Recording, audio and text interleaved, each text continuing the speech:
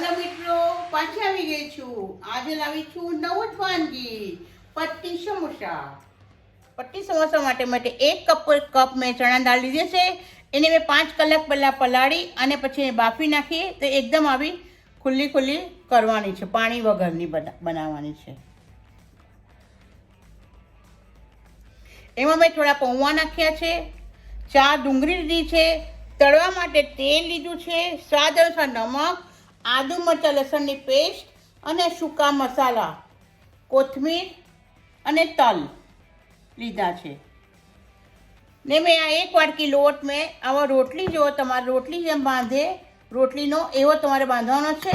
મીઠું અંદર તમારે નાખવાનું છે. હવે ચાલુ કરીએ.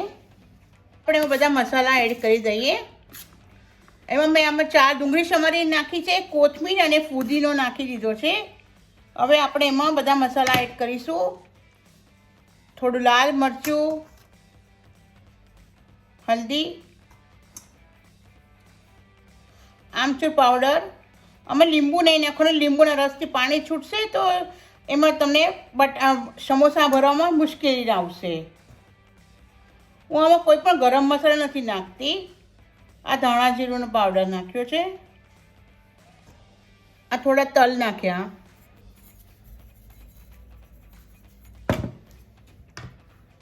નમક સ્વાદ અનુસાર નમક નાખ્યું ને થોડા આદુ મરચાંનું પેસ્ટ નાખ્યું છે.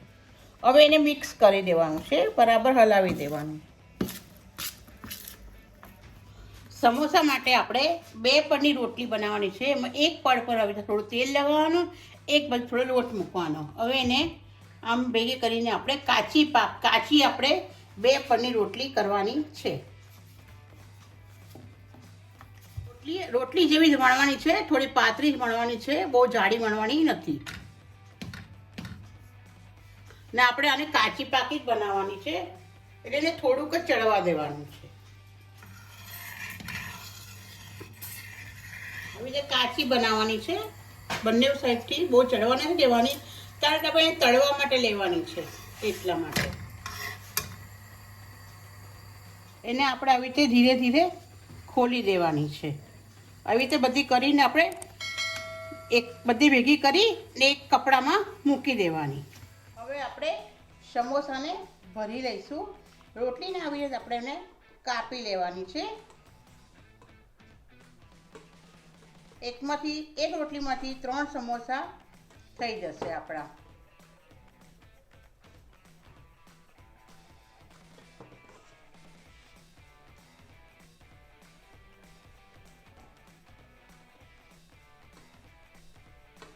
આવી રીતે 3 સમોસા થઈ જશે. હવે આપણે એને ભરી લઈએ. આમ લઈને એને આમ વાળી નાખવાનું. પછી આમાં આપણે સમોસું ભરી દેવાનું. એકદમ ઇઝી છે.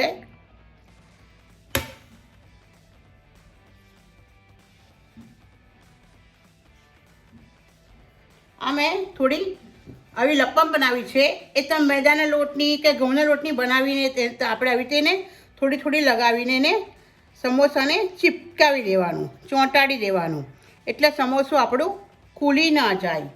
એટલા માટે જો સમોસું એકદમ ફાઇન છે.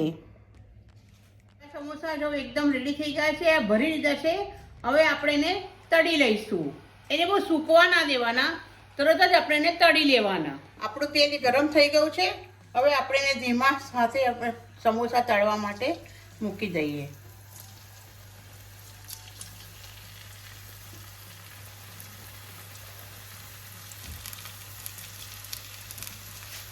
એકદમ ધીમા તાપે એને સમોસાને તળવાના છે. થોડું ધ્યાન રાખવાનું કે ખુલી ના જાય, એટલે એને એકદમ હલાવવાના નથી. થોડી વાર રહીને આપણે એને હલાવવાના છે.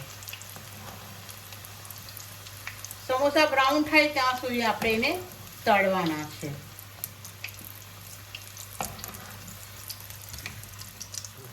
જો સમોસા એકદમ કલર ચેન્જ થવા માંડી ગયો છે, પિંક કલર જેવો થયો છે. જો તમે દેખાવામાં બી સરસ છે, સરસ લાગી રહ્યા છે. ને ખાવામાં ખૂબ મજા આવે, એકદમ કુરકુરા હોય છે. ને બટાકાના સમોસા કરતાં આ સમોસા વધારે સારા, શરીરને માટે ઘણા સારા છે. ચણાની દાળ આવશે, બરોબર, પૌષ્ટિક આહાર જ છે એની અંદર.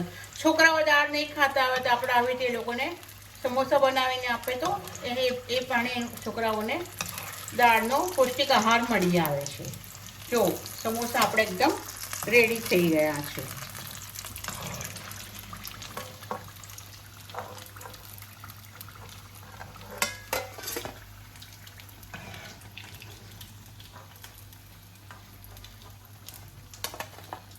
જો સરસ સમોસા થયા છે આપણા.